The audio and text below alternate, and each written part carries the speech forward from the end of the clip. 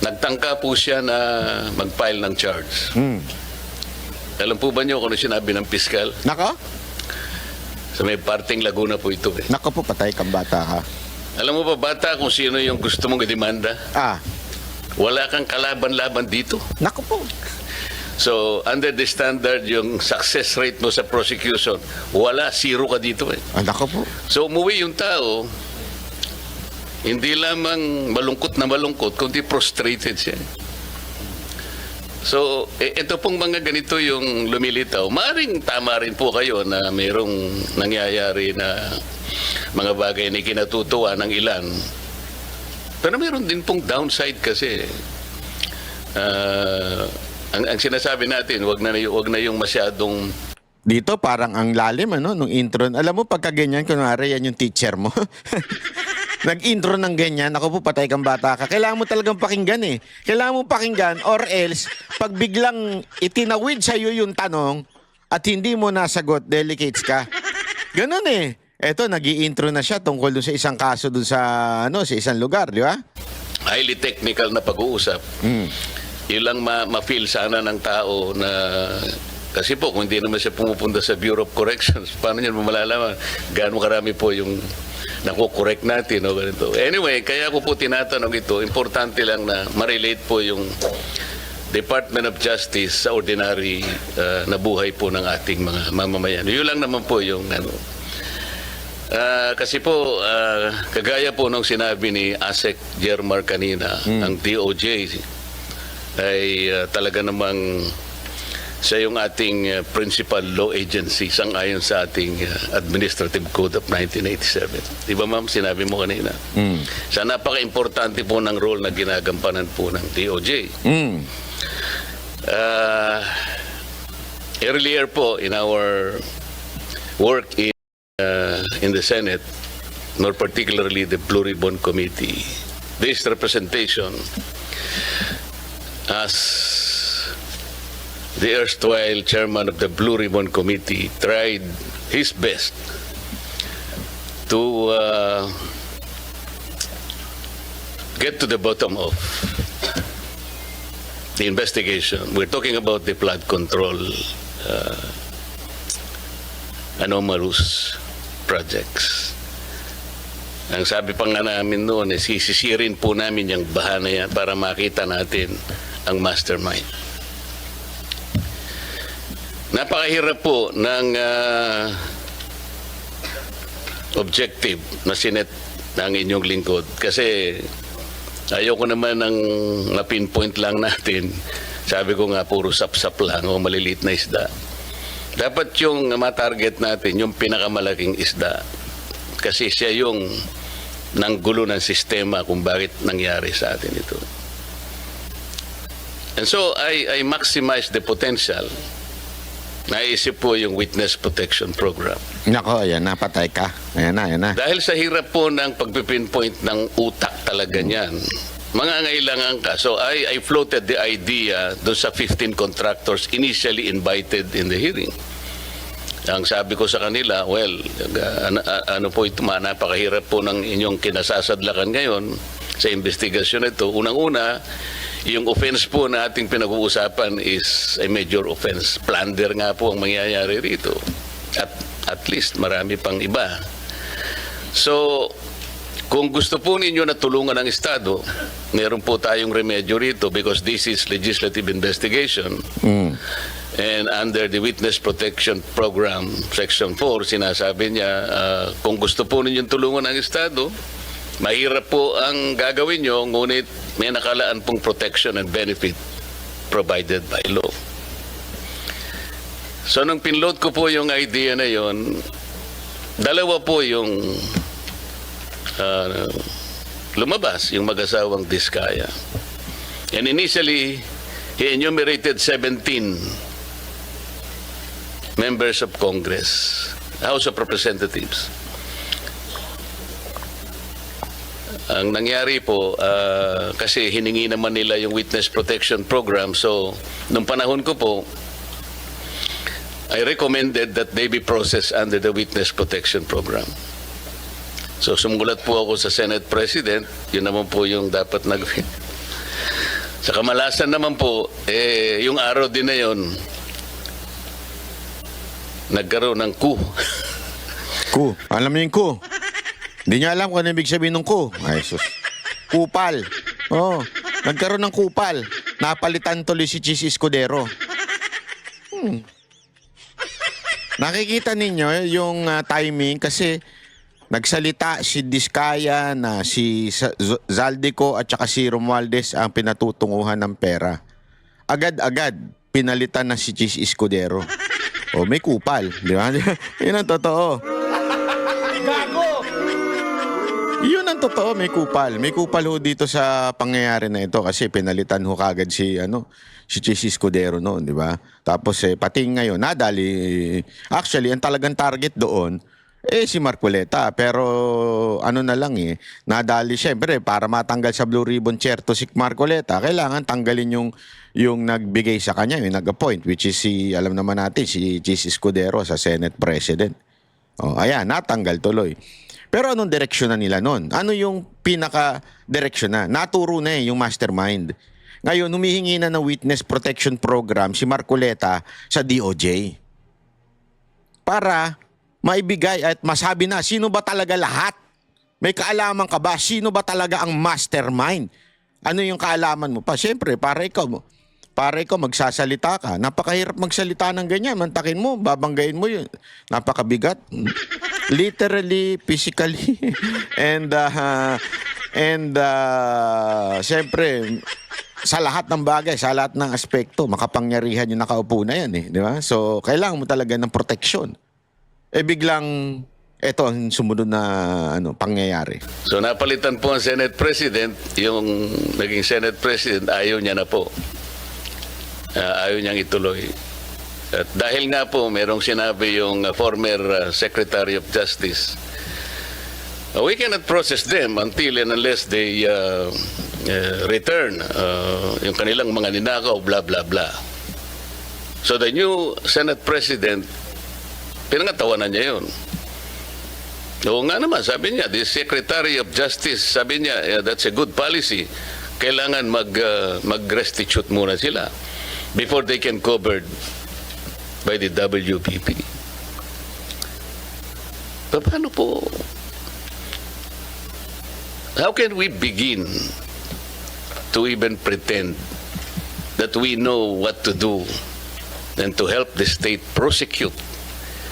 Kung sasabihin na kahit nawala po sa batas, ipipilit halimbawa ng inyong dating secretary na kailangan mag-restitute muna.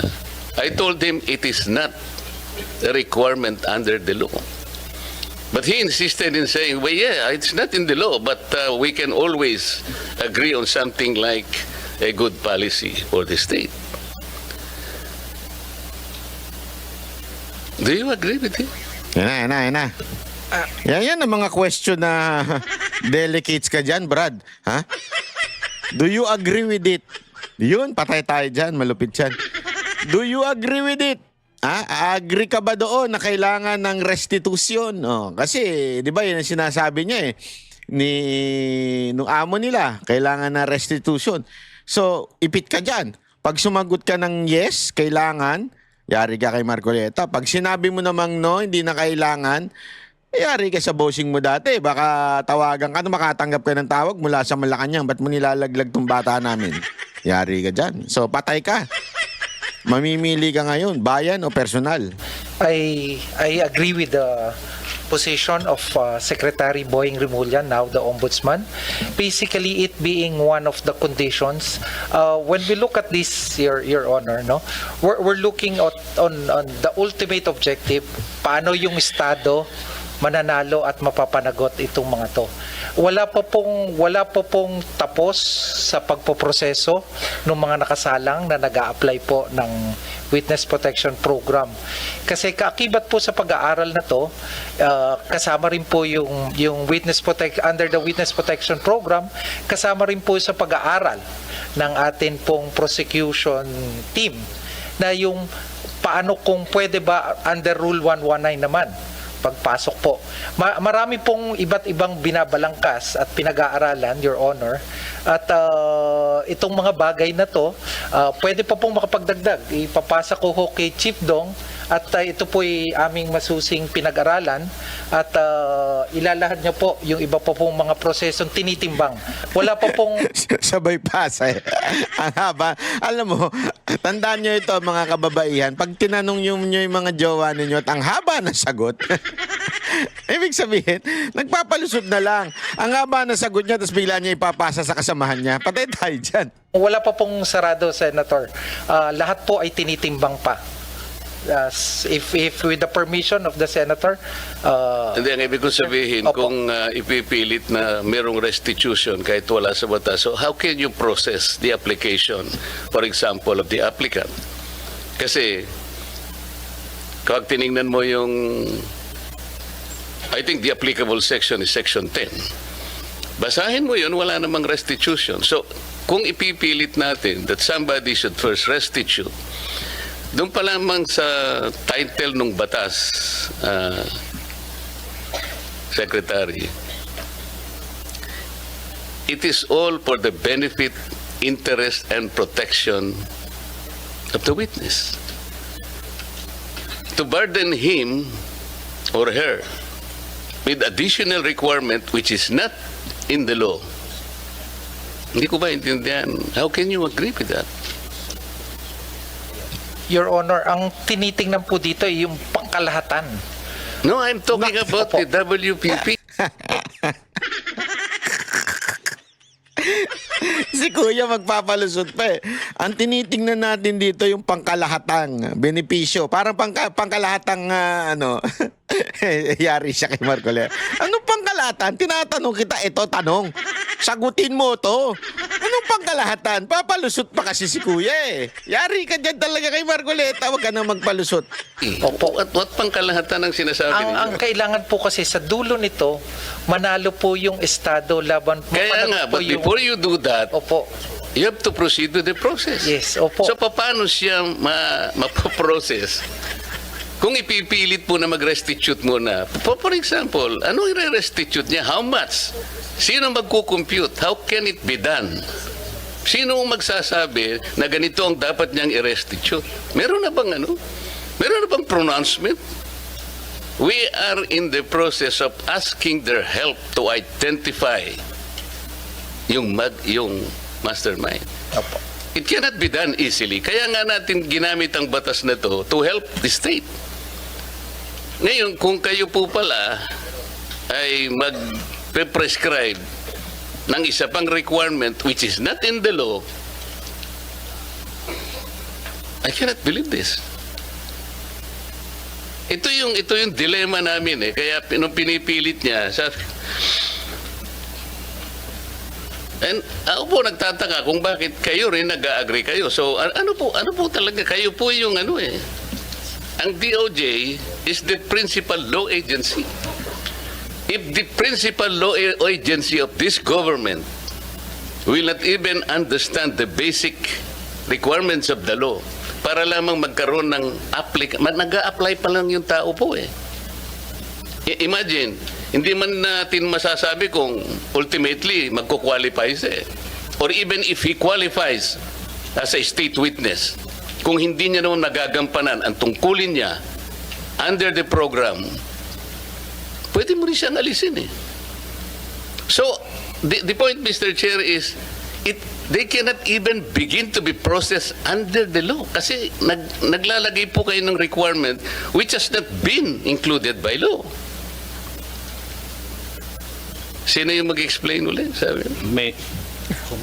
Ayan na. May I be educated? Ano yan? Kola friend ah. Yes, Mr. Chairman. I just wanted to make an attempt to reconcile. Ayan na. And then, ito, mas mukhang mas mukhang matalino ito, mas mukhang magaling ito eh. Ha? At ito na sabi nga ni Marcoleta, educate me. Tingnan nga natin. The debate on this matter. There's actually no inconsistency. First, It is correct that under Section 10, the law provides for the qualifications for a person to be qualified as a state witness. Nandun po yung materiality at absolute necessity ng testimony ng tao at corroborated po to on its material points by other witnesses, and that he is not the most guilty. Okay. Now, under Section 5, which refers to the memorandum of agreement that has to be executed between the DOJ and the potential state witness, nakalagay din po dyan yung necessary matters that should bind the agreement dito po sa Witness Protection Program. And under Section 5, letter D, nakalagay din po dyan kung ano po yung legal obligations and civil judgments or civil aspect of the case against him. Ang ibig lang pong sabihin yan, kakausapin naman po siya, maaari pong i-process yung application niya, but under the first statement under Section 5, What specific provision under that law? Section, Under that Yan na, yan na, yan na. Section 5 po says Ano nga, that basahin mo. Basahin mo, wag kang a person is yayarin ka ni Marcoleta. Hindi pwede yung gayon dyan. Oh, hindi, alam mo, eto si Marcoleta talaga medyo nakakatakot ito maging guro. Di ba? Hindi ka lulusot dito eh. Ano kaya to? Magaling kaya ito sa nung panahon niya ng high school niya sa debate. Nasa debate team kaya ito? Oh, kasi hindi siya basta-basta tumatanggap eh. Hindi porket sinabi mo, tatanggapin niya. protection under this act, he shall first execute a memorandum of agreement Okay. which shall set forth his responsibilities, including the following. Oh, ano So nga? kasama po dun sa mga obligations. Ano nga? Ito po, to comply with legal obligations and civil judgments. So doon sa civil judgments po, this refers po to the civil obligation pertaining to the May crime. civil judgment. No. We are saying legal obligations. Ang basis po ng legal obligations The basis of legal obligation is the law itself. is the law itself, Oh, which walang includes nakalagay na restitution. Bakit mo ikokot yung which includes memorandum? po other provisions of law, including the civil code on unjust enrichment. Kasama po yan. Every law should be read consistent and harmonious. Ayan, tinuturuan niya na. In every law, dapat ko asama yan. Naku, yari ka dyan. Hindi, ako tawan-tawa ako nung pinanonood ko to. Sabi ko, patay kang bata ka. Hindi pwede yung ganyan eh. Yung kay Marcoleta, yung tuturuan mo siya, tapos mas kabisado naman niya. Naku po, mahirap. Paano mo nga with other i-apply provisions of yun, the even law. the civil code? How can you apply? Paano, ano yung i-restitute niya? Alam mo, magkakatalo lang tayo rito eh. Yan na. No, The DOJ let me is in a position to even calculate how much the applicant should restitute before he can be processed under the application. I'm making a distinction po between process and enjoying the benefits under this act. So, ipoprocess na po yan dahil matagal po naman ang paraan para malaman at matuntun ang lahat ng civil wala obligation. pa nga pong statement whether or not meron nga sila. Wala pa tayo eh. Kailangan po natin makuha ang mga statement ng mga potential witnesses. Kailangan pong evaluate, kailangan pong malaman Doon sa, kung ano po doon sa yung memorandum na lahat po ng sinasabi mo, Yusek, sinasabi restitution? Opo, kasama po. Sinasabi dyan? Hindi. Yari ka. Sumagot ka ng opo. Siguraduhin mo. Pababasa sa'yo yan. Ah. Word po dito ay civil and legal obligations. Understood po na ang legal obligations has many sources. Saan ang Kasama gagaling? Civil and legal, tapos marami daw, marami daw sinasakop yun. Parang gano'n, maraming kahulugan. Antay tayo dyan. Ang obligation. The law does not provide restitution in the first place. That is very simple. Legal obligation po has a Huwag specific kayong definition. mag-imagine ng argument, Yusek. Magtatag... Antay ka. Kasi sa batas malinaw yun eh, di ba? Lagi natin naririnig yun sa mga abogado. Pag wala doon, wag yung dagdagan. Kung ano yun na andun, yun. lang tayo rito. This is very simple enough. Apo. Anyway, ang sinasabi ko lang Kapag po, ka ba hindi provided ng batas, magiging reasonabling obligation under the provision you're quoting? we are saying that legal obligations is defined under You the law. cannot And legal even... obligations you includes cannot unjust use... enrichment. Your opinion will even matter here. That's your opinion. Your opinion doesn't matter. It's the law. Yun ang sinasabi ni sinasabi ni Marcoleta, simpleng-simple. the law should interpret by itself. Hindi pa pwedeng magbigay ka ng sarili mong opinion tungkol doon. Di ba? Pag sinabi ng batas, eto, wag mong dagdagan. Wag mong bigyan ng interpretasyon na iba. Kung ano yung nasusulat, yun yun. Patay ka dyan. Yan. Pinag-uusapan natin is the requisite of law. Thus, the maxim expressio unius Nako, est exclusio na-Latin ka na. Yari ka, mamaya mag-Espanyol na, mamaya mag-Japanese na. Gago! alterius ring a bell to you? Alam po natin yun. Ang O anong sinasabi ibig ko po, sabihin nun? Ang, Ayoko to. Alam mo, ito, payo ko lang sa mga a-attend dyan sa Senate. Huwag na kayo makipagtalo kay Marcoleta. Yari kayo kasi. Yari talaga kayo eh. Tinanong siya tungkol dun sa isparakatum paketim patum. Tapos sabi niya, sabi, alam ko po yan. Ano ibig sabihin nun? Yari ka ngayon. Naispakatum-katum ka. Naku po, sir. Huwag ganun. Ah? what is expressed excluded is not included. Yeah. Oh, You are tama, magaling. Ibig sabihin, kung ano yung wala, wala. Di ba? Ganun lang kasimple yun. Eh. Pag wala, wala. Huwag nang dagdagan. Including an opinion which was not expressly enumerated under Section 10 of the law. Hindi. We submit, Your Honor, that a witness can be processed under this program, but he cannot receive any of the benefits as stated in Section 5 unless the matter referring to legal obligations is reduced into writing in a memorandum. So, Mr. Yan po ang Chair, posisyon namin. the opinion of the USEC is trying to supplant the very clear and categorical provision of law. We submit, Your Honor, with just reading the text of Section 5.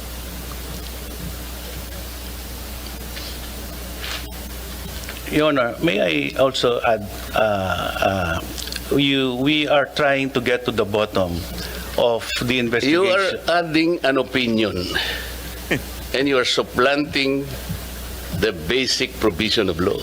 You cannot do that.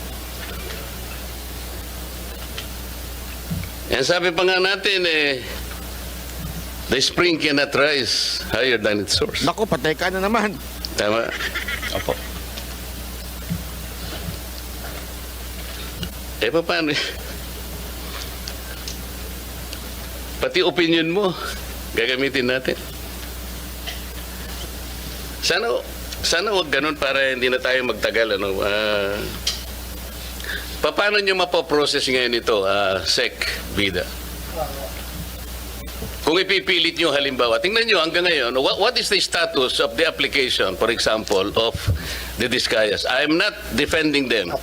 Kaya ko lang po pinipilit ito because kagaya ng sinabi ko, gusto nating ma-identify yung mastermind. Apo. Kung ayaw ninyong i-identify yung mastermind, that's a different matter altogether. So, kahit na wag nyo na siyang i-process, okay lang. Pero kung gusto nyo malilit na isda lang, kaya ayaw niyang i-process, nasa sa inyo yon. Nasa sa inyo yun. Kasi dito sa inyong presentation,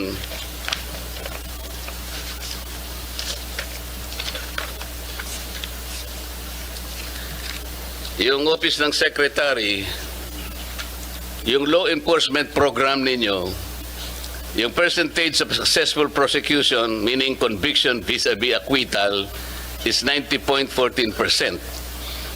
Pero yung percentage of successful prosecution in cases with witnesses covered by the program, it's 95.3%. And then the third, percentage of successful prosecution in relevant cases handled by the DOJ prosecutors, 80.5%. So dito mas mataas talaga yung success if you will use the WPP. Hindi nga ako, nagtataka nga ako kung bakit averse kayo dun sa pag-process dun sa... Samantalang wala namang nilalagay na restitution, ipipilit nyo para lang hindi sila makover ng program. So ano mangyayari sa batas natin? You will insist on an opinion supplanting the requisites categorically provided by law. Hindi talaga makakapaprocess. So pinipili nyo yung gusto nyo i-process. Paano natin? Sila lamang ang nakapag-identify initially ng 17 congressmen. At doon sa kanilang mga testimony, lumalabas na rin ang pangalan ni Saldico and Martin Romualdez. Ngayon, kung ayaw ninyong bigyan sila ng protection under that law, kaya siguro umayaw na sila sa ICI. So what is their status now with the DOJ? Are you insisting that they restitute? How much? How do you compute it? If I may, Your Honor. Oh, yes. If I may, Your Honor, to be consistent, the Department of Justice. No, you are not consistent from the beginning. Huwag mo sasabihin yung to be consistent. Okay. There is no consistency here. Ayoko talaga, kuya. Ayoko talaga, kuya. Pagkayari ka talaga kung anong bitawan mo kay Marcoleta eh. Ayoko talaga, kuya. Ito yung ano talaga. Siguro pag ako abogado, tapos malalaman ko ang abogado nung kalaban ko si Marcoleta, uwi na lang ako, iyak na lang ako siguro, no? Iyak na lang ako, sabihin ko, wag na pwede, pag-resign na lang ako abogado, magpa-disbar na lang ako, kung hindi naman makasama ako, at makalabang ko, yari ako eh. Di ba? Sige. Magkano ang gusto nyong restitute nila in the first place? Okay. Wala pa po sa estado na ganon. So mga tweet, hindi mapoprocess talaga yan. Pinoproseso po namin, Your Honor, yung kanyang application. How can you process the application, Mr. Chair, if you are providing another requisite which is not even written in the law? You are imagining something that is not within the law. You are Department of Justice. Ito yung sinasabi ko sa inyo eh. You're supposed to be the chief. Pwede ho bang magdagdag, Your Honor? Papanat ka pa. Hihirit ka pa. Naku po, delicate. Kung ako sa inyo, eto, may payo lang ako sa inyo, ha? Hindi, alam ko, naiipit lang kasi kayo. Naiipit kayo kasi sa mga desisyon nung nakaraan eh, 'di ba? Naiipit kayo. Kaya sana ang sagot na lang nyo, yes sir. Yes, Your Honor. Ganun na lang. Yes, Your Honor. You're correct, Your Honor. Tapos hayaan nyo na lang magpaliwanag yung gumawa niya kasi wala na kayo magagawa eh. Sabi ko nga sa inyo, I'm not mocking these people na taga DOJ Talagang wala silang kasi they are answering for something na hindi naman silang nagdesisyon. No choice sila but to answer. Yeah, kaya wag na lang kayo makipag-argue. Ano na lang kayo, parang oo na lang kayo ng oo dapat. Kasi tama nga tama talaga yung sinasabi ni Marcoleta Napakatalino nito ni Marcoleta Wag nyo nang dagdagan yung batas. Mamaya meron pa yan, first pa lang yan, part 1 pa lang yan.